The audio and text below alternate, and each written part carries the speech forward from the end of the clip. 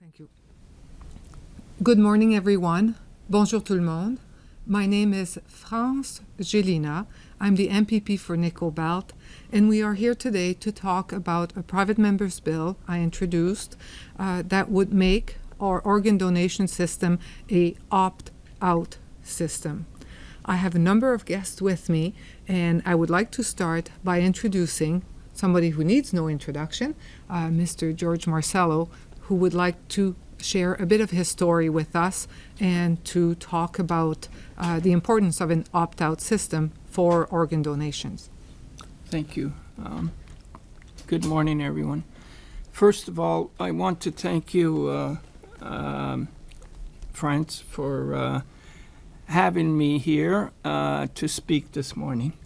I'm here today to actually talk about something slightly different, which is the soft opt-out bill, and make a desperate and passionate plea to Premier Ford and his members. I also hope that we can establish a strong partnership with our healthcare workers in Ontario. Many of the media and three levels of government know me. I've been around. However, due to serious health problems, I have been bedridden for the past 5 years and away from the media limelight. I need first to share my background in case anyone doesn't know of my credentials. Over the past 25 years, I have appeared in over a dozen times in this room and in this seat, trying to improve organ donations through education and adding new policies. Mostly it's been the opt-out system. And we did this through our multiple campaigns. Since 1996, our charity, Step by Step, created high-profile campaigns and hundreds of projects. We brought awareness in almost 1,000 cities and towns in Canada and the rest of the world, and inspired thousands of media stories. We created media stories nationally and globally. In 1999, we convinced Premier Harris and his government to allocate $120 million towards organ donation. From 1997 to 2002, we helped change the world perception that organ transplants were a cure and not voodoo medicine. People didn't know about the anti-rejection drug, the newly cyclosporin that came out at that time.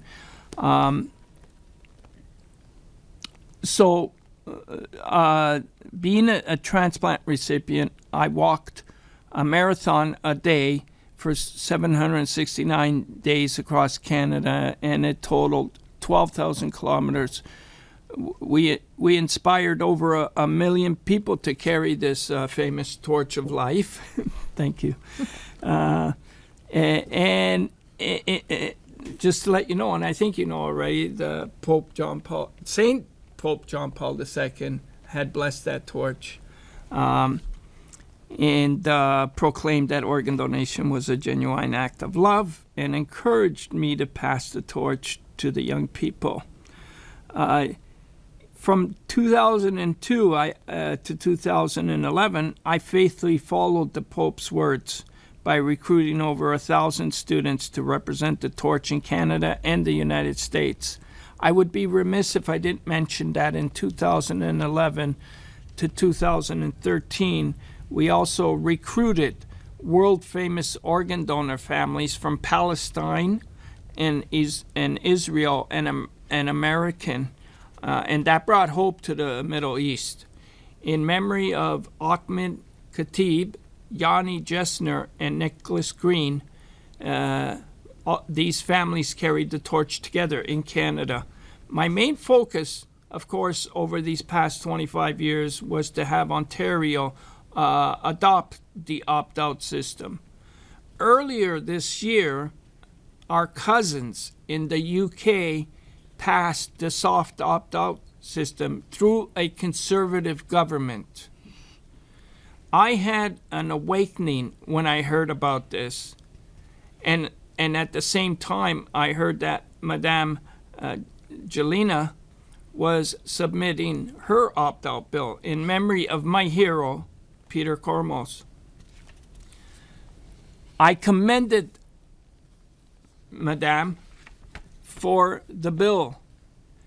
But in all honesty, I think it's going to be difficult to get the opt-out as it is through a conservative government. And that's why the UK government, the UK people added that revision for soft opt-out so that the conservative government would pass it.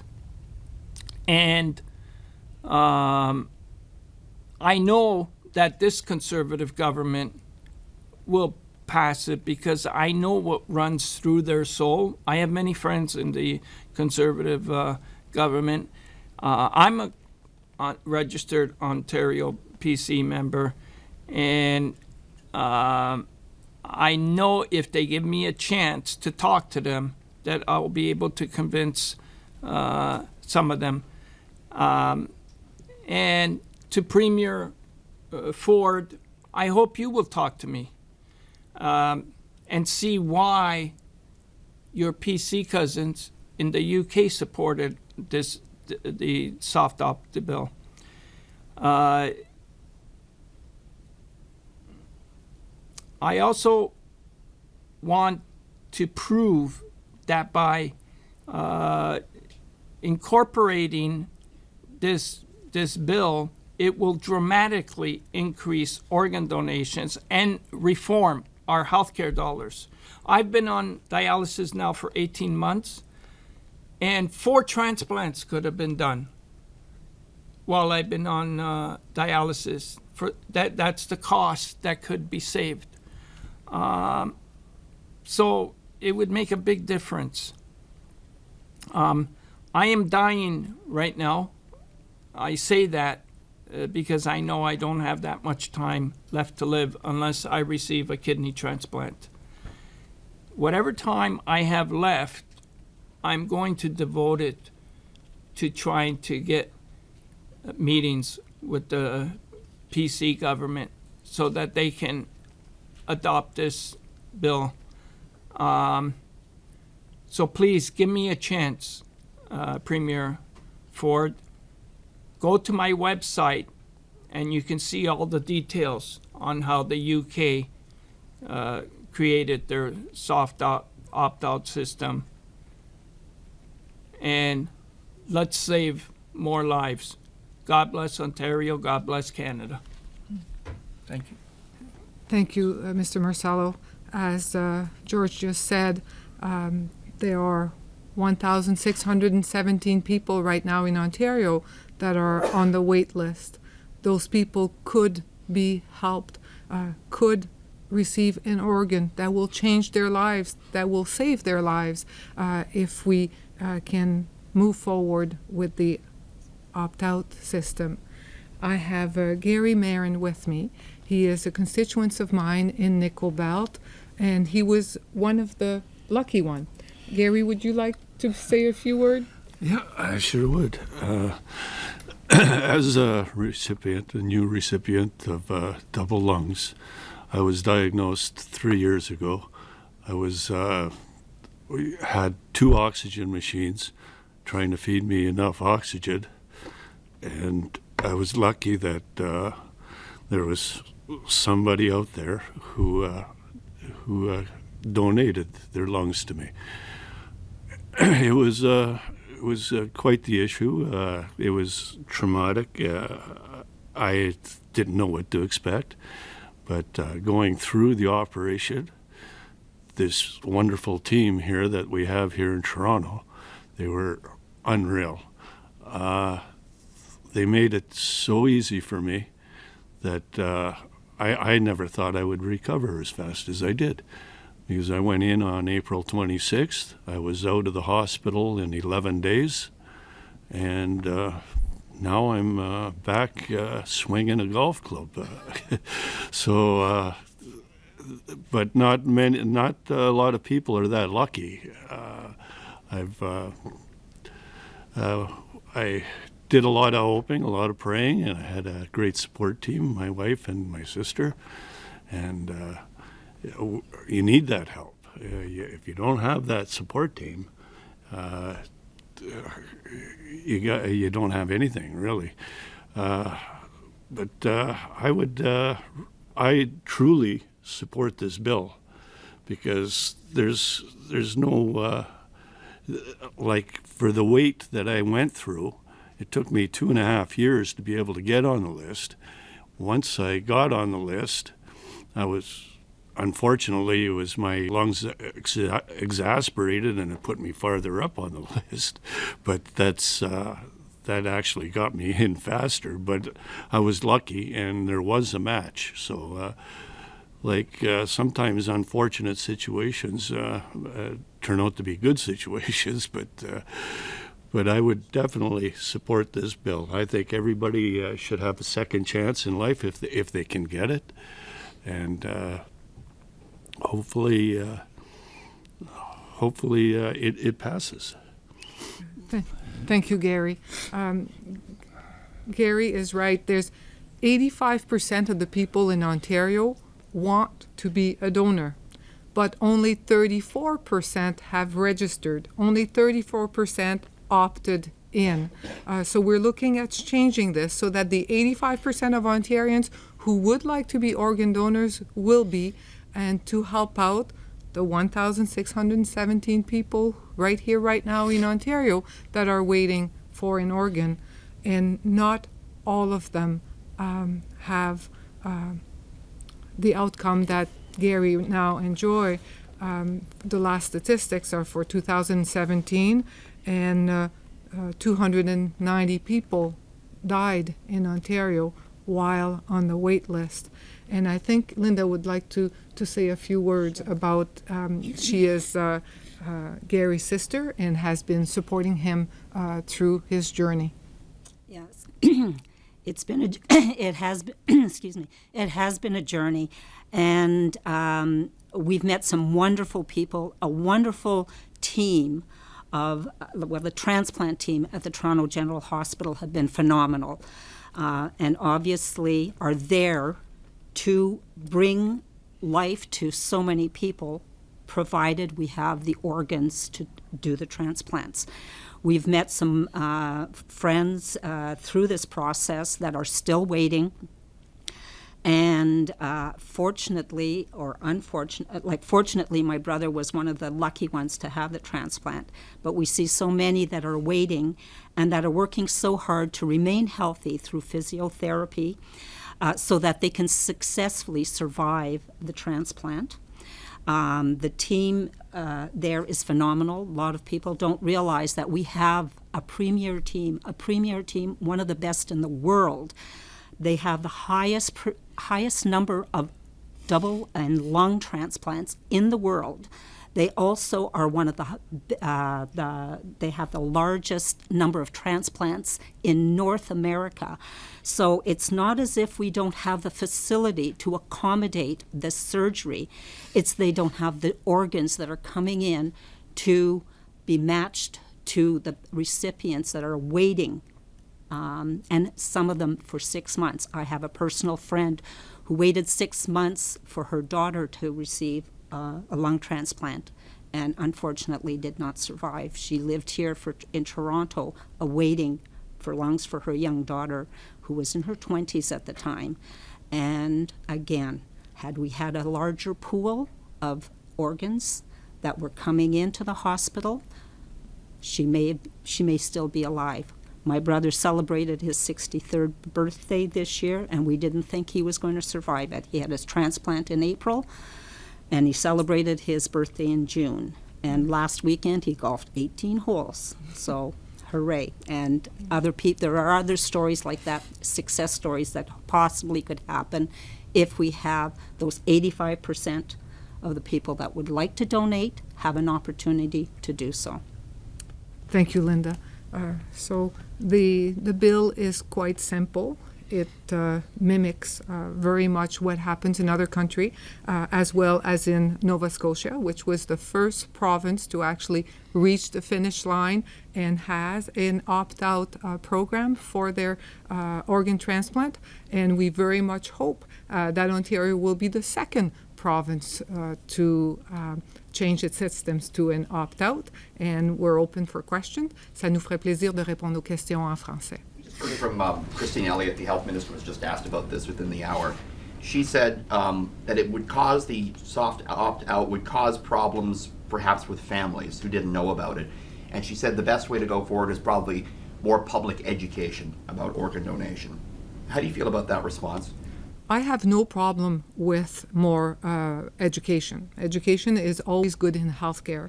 But the body of evidence is there. Since the mid-'80s, many other jurisdictions have put forward an opt-out program when their surgical program is as strong as ours, or is strong. You see the difference that it makes. Or it makes many more organs available, and it shrinks the wait list. You need to have both. You need to have a strong, solid surgical team, which we are very fortunate in Ontario. We have one of the best. What we don't have is we don't have a system where 85% of Ontarians want to be donor, but only 34% opt in. We've had education campaigns before, and we see, like a jump of 2-3% in the number of people who opt in, which is great. But we're still a long way from 85. This is an opportunity to change that. Did you have a point about families, in the event of death, they might be upset about the opt-out? Do you have a point with that? This is what the soft opt-out is all about. All the way to the point of death, you will be asked so a person can opt out and it's done. But at the point of death, or at the decision-making point, the family, next of kin, will still be asked, has the person ever talked about not wanting to be an organ donor? And this is what the soft opt-out is all about.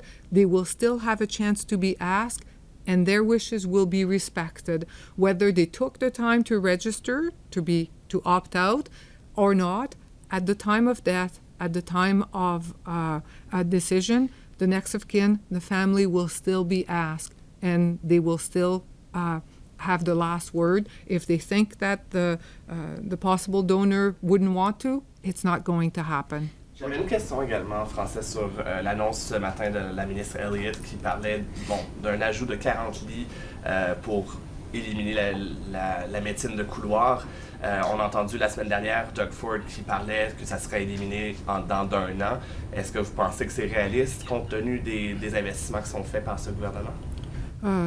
Non, ce n'est pas réaliste. On a quand même, à tous les soirs en Ontario, plus de 1000 personnes qui sont suffisamment malades pour être admises à l'hôpital, mais qui ne seront pas dans un lit. Ils vont dans un couloir, dans une salle de télé, à peu près n'importe où, sauf dans un lit d'hôpital.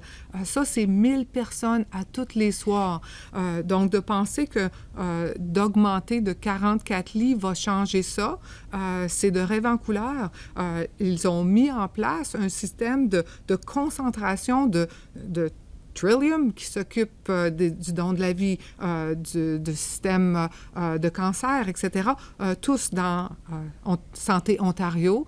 Il n'y a rien de ça qui va aider la médecine de couloir. La médecine de couloir, il faut regarder pourquoi elle est là et avoir des actions directes pour aider ça, pour aider le flux de personnes qui se retrouvent là. Il n'y a rien de ça qui est fait par le gouvernement en place. Bien au contraire. Tu sais, là, on n'a plus de Airlist, on n'a plus de Trillium, on n'a plus de santé cancer. On s'en va dans la mauvaise direction, pas la bonne. Et qu'est-ce que vous dites justement du fait que le premier ministre, lui, dit « Ah oui, c'est possible en dedans d'un an » et la ministre de la Santé, la vice-première ministre, qui d'un autre côté dit « Ben, peut-être pas tout à fait en un an, mais on se donne pas un échéancier concret. » Disons que je suis pas surprise. notre Premier ministre Ford, souvent dit des choses qui ne sont pas bien pensées et qui n'ont aucune chance de se réaliser.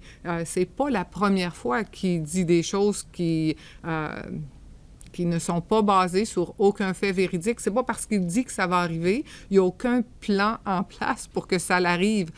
C'est de donner des faux espoirs aux gens que de faire des déclarations comme ça qui ne sont pas appuyées par aucune donnée véridique. Et, Tell me, what would the Ford government approving this bill mean to you? Do you think you would get the transplant you so sorely need if they did approve this bill? The chances of me getting that kidney would soar, and it brings a much more bigger feeling of hope. Of course, there's no guarantee because not everyone, even with the bill in place, is going to get their gift. But the chances would increase considerably.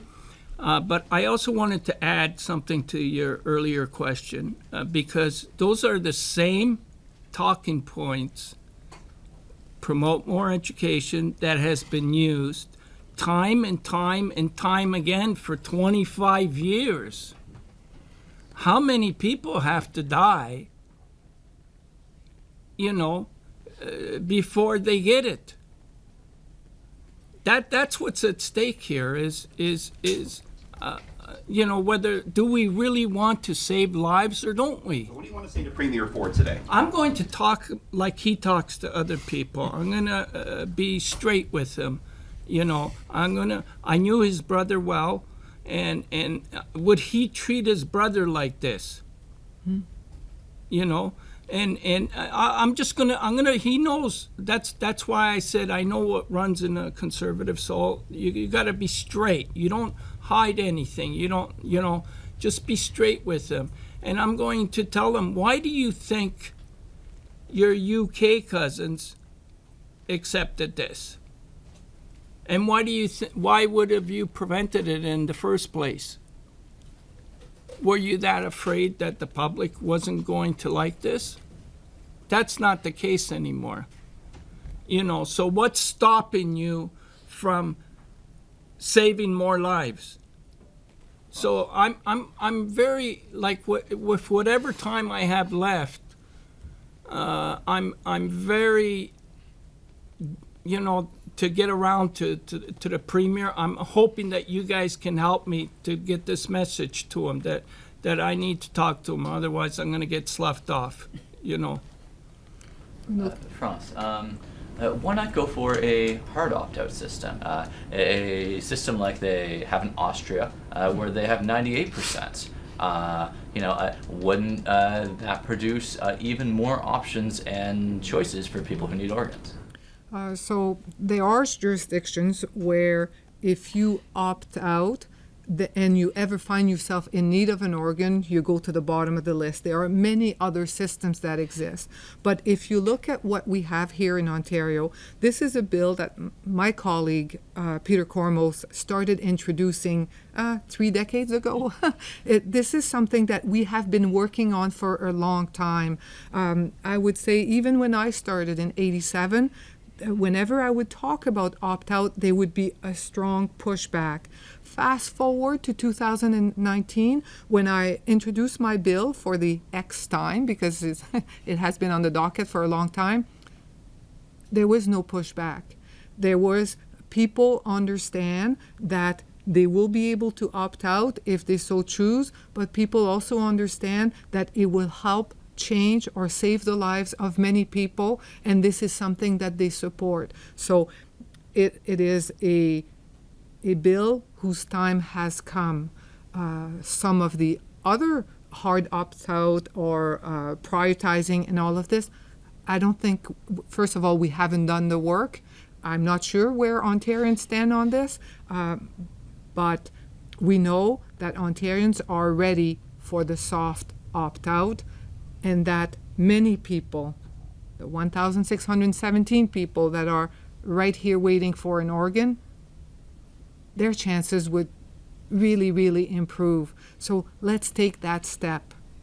I know that you spoke to this in French, but on hallway healthcare, the Premier made a promise on Thursday afternoon to end hallway healthcare within 1 year. Then over a couple of days, the health minister walked back that promise today in her press conference. She wouldn't put a timeline on it. What do you make of this whole series of events from the government? Well, first is that it is very harmful for a premier to give people false hope. There are 1,000 Ontarians every single night sick enough to be admitted into a hospital. That will be into a hallway, that will be into a TV room, that will be anywhere but a hospital bed. And to give those people false hope when he has no plan, he has no way of making good on those words, this is wrong. This is callous. This is giving people false hope, and this is hurtful. That the Minister of Health has scaled him back is even more disappointing because she is in a position where she could put an end to hallway medicine. We know why so many people end there. We know that our home care system have failed. We know how to change things, but they're not doing this. They're creating this super bureaucracy. They are getting rid of Trillium, of Trillium Gifts of Life, of Cancer Care Ontario, of the LHINs, so creating this great big super bureaucracy is not going to help one single Ontarian get the care they need in a hospital bed. So the whole thing was disappointing and hurtful. Thank you very much. Merci. And if we can get a picture, I want a picture of the four of us holding the torch.